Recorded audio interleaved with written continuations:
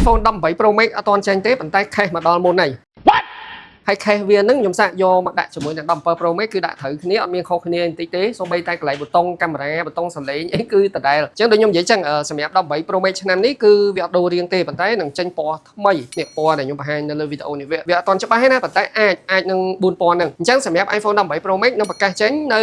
ខែក្រោយនេះខែ9ថ្ងៃ9ប៉ុន្តែនៅខ្មែរយើងម៉ោង2:10យប់ឆ្លងចូលថ្ងៃ10ហើយចំពោះតម្លៃគឺយើងអត់ទាន់ដឹងទេប៉ុន្តែទើបតែម្សិលមិញម្សិលមួយថ្ងៃ Apple បានបញ្ចេញលក់ជាមួយនឹង Mac Mini M6 ដែលការជំនាន់មុនអា Mac Mini ហ្នឹងតម្លៃគេតែ599ទេស្រាប់តែឆ្នាំនេះវាឡើងដល់$899វាឡើង300អាហ្នឹង Mac Mini ទេអញ្ចឹងសម្រាប់ iPhone ក៏នឹងឡើងថ្លៃប៉ុន្តែយើងអត់ទាន់ច្បាស់ថាឡើងប្រហែលគេថាអាចនឹងឡើង300ការ17 Pro Max ចេញពី Apple មក1199អញ្ចឹងឆ្នាំនេះវាអាចនឹងឡើង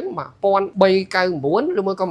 1499យើងអត់ទាន់ច្បាស់ចាំអ៊ុតមើលយប់ឆ្លងចូលថ្ងៃទី10ខែ9ទាំងអស់គ្នាបាទហើយការរំពឹងទុករបស់ខ្ញុំសម្រាប់ iPhone ឆ្នាំនេះវាអាចនឹងមាន iPhone 18 iPhone Air 2 ដែល Air 2 នេះអាចនឹងបន្ថែមកាមេរ៉ាមួយគ្រាប់ទៀតហើយចំពោះ18 Pro 18 Pro Max ខ្ញុំគិតថារៀងគឺនៅដដែលចឹងទេគ្រាន់តែវាពណ៌ថ្មីប្រើ chip ថ្មីអីចឹងណាហើយ Hero នៅក្នុងឆ្នាំនេះអាចនឹងមាន iPhone អេក្រង់បត់ iPhone Ultra ឬមួយក៏គេហៅថា iPhone Fold អញ្ចឹងអាបត់ហ្នឹងក៏យើងអត់ដឹងថាចំណុចពិសេសវា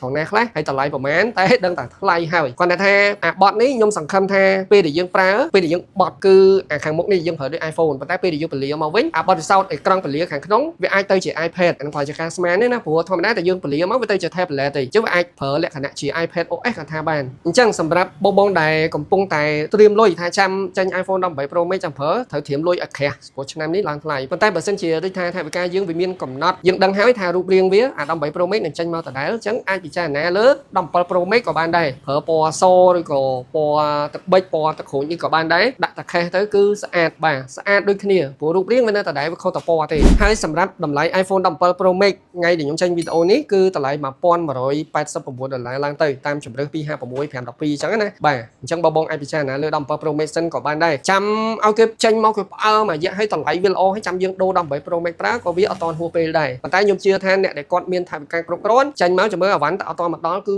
ដឹងតែភ្ញៀវកក់ទុកមុនហើយព្រោះ iPhone តម្លៃប៉ុណ្ណាក៏គេហ៊ានលូកដែរបាទអរគុណអញមកទិញខេសទុកសិនក៏បានដែរនេះខេស18 Pro Max